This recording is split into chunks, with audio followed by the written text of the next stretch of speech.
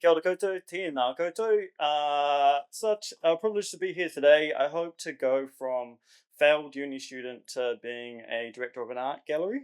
A little pathway, and also I apologise for the in-store gear. Part of my current role involves just the real practical stuff. We were learning how to plaster a wall today, and I've kind of have these motley of skills through working in art galleries that I can kind of do and I'm kind of average at. So get ready for a real hit of things that I've done and failed at. To start with, there's always that question of ko wai o, where am I from? And I thought the best way to introduce you to who I am is through an image of some of my artworks. So you'll see in the top left-hand corner an image of me swimming in Lake Rotorua. I started off as an artist at uni, and that was doing I went to Vic first. I tried to do a Bachelor of Innovation. Dropped out after maybe the first 3 weeks. Then I went to Waikato University. I did a Bachelor of Computer Graphic Design. Did one semester there. Failed, and then went away. Spent a long time getting some work experience. I was a ski instructor down at Coronet Peak. I did with hospo jobs, and eventually was like, I think I want to be a photographer, and I went to Massey University. Studied a Bachelor of Design specializing in photography. That's 4 years, and then loved it so much I carried on to postgrad and did a Master of Fine Arts. So coming into a career in working in the arts, I come in from being an artist and also from letting my artist practice really lead how I have moved through this. Like I had gone home after finishing my master's and did a year living at my grandmother's house and as a project. And over that time worked at the council on the phones. Thought it'd be a great way to hear what was happening from the people in Rotorua. But also this kind of like project which no one saw. I wanted to run an art gallery out of my nan's house. I never did. You can see an image of my nan's sitting room, which I wrote about after that year. And at some point, realized I needed some bloody skills to be able to run an art gallery, and where could I gain those from?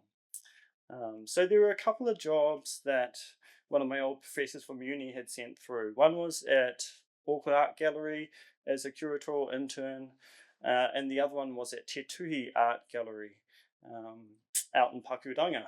And with nothing to lose, with just quitting the council job at home, I applied for anything and everything, and I actually just wanted to leave home after spending a year living next to my mother and father, who that can be quite testing after a while. So then I landed in Auckland, and one of the most amazing developments for my career was doing this 18-month internship with Te Tuhi. What you got from that was a gallery, my own space that I could run in Parnell, and I could do with it what I would like. And I also worked with the gallery and helped install all of their shows, and we went to their team meetings and helped out with comms and all the different parts that Te Tuhi did. But then also put on did my first exhibitions. And you've got to remember, when I was an artist, I had no idea what an art gallery was when I was at uni.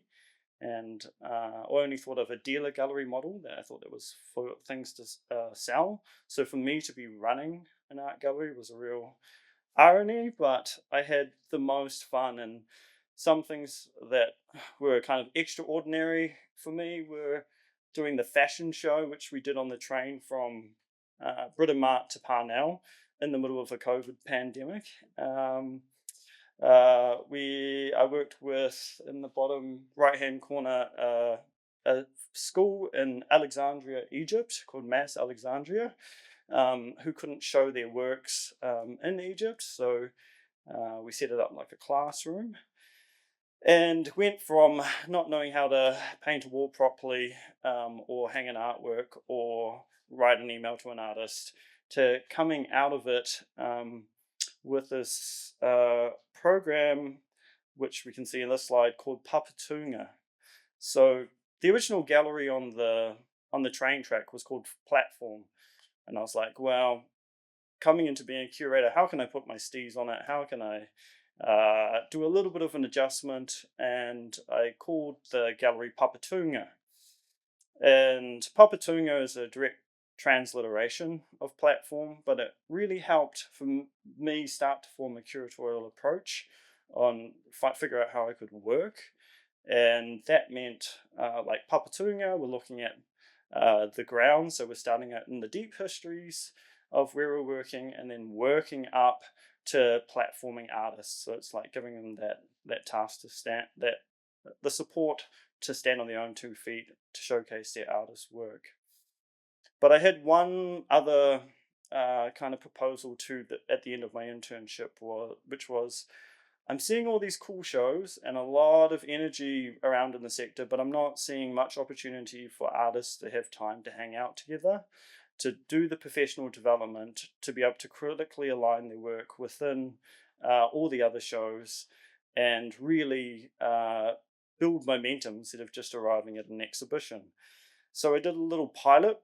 The Te Tuhi said, yeah, we can close down the gallery. You can just work with a group of artists. And you can see we went on trips to like the house that I stayed in for a year at home. And we did like a whole lot of like workshops on to like how could we work together. We went and listened to the histories of the Auckland domain, or with like a local expert. And really, the program really flourished over that time.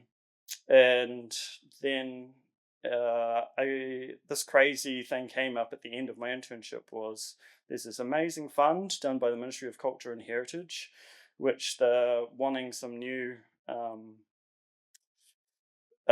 projects to be suggested. So I took that 6 month pilot with Te Tuhi. We pitched MCH, and we got enough funding to run artist development program for 2 years, and also brought in the whole team to actually realize it in its full. So I worked alongside amazing photographer Edith Amatuanai. We were like the auntie and uncle of the program, and we had a whole cohort of artists that we took around Aotearoa to go and look at things that are outside the main centres. It could be, we went to go and see like marae that had just been newly built, and sit alongside the artists to hear how they made it. We went, like, if you know Kawairaro in who is like, you got Sarah Hudson, who's part of Mataaho, who just won the Venice thing. We went to go with her and actually harvest the pigment, and took artists along to experience that. We gave artists studios. We did commissions as well, because I was still working at Te Tuhi. And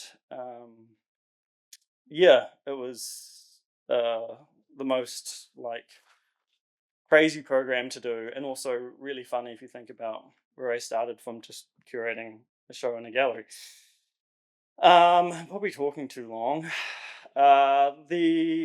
So I did that, and then that kind of came to an end, and I'm still being an artist at the same time. So I'd had a show at the physics room as an artist, and after kind of gaining confidence and all that experience working at Te Tuhi, uh, the last director of the physics room, Abby, gave me a prod and said, "Hey, why don't you have a go at applying for this role?"